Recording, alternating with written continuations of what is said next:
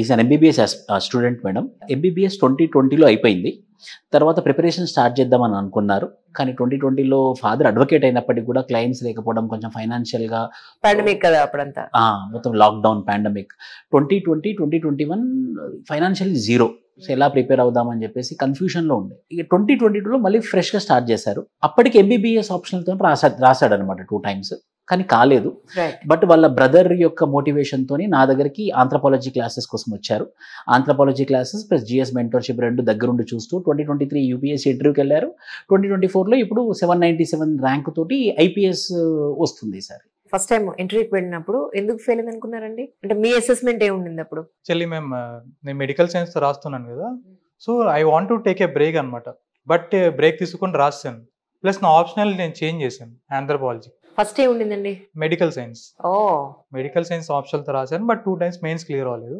Then I shift to anthropology. Anthropology application పెట్టేసి apply చేశాను, but I did not study.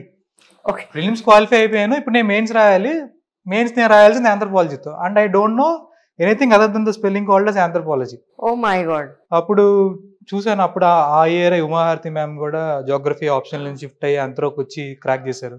So maybe time తీసుకొని అన్నా కానీ anthro shift అవుదాం. ఒక మెంటర్ కావాలి, నాకు ఒక సపోర్ట్ కావాలంటే అప్పుడు మా బ్రదర్ సార్ గురించి చెప్పారు.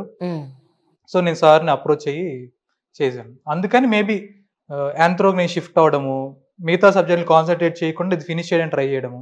సో మెయిన్స్ అంత ఎక్స్పెక్టెడ్ రేంజ్లో వెళ్ళలేదు.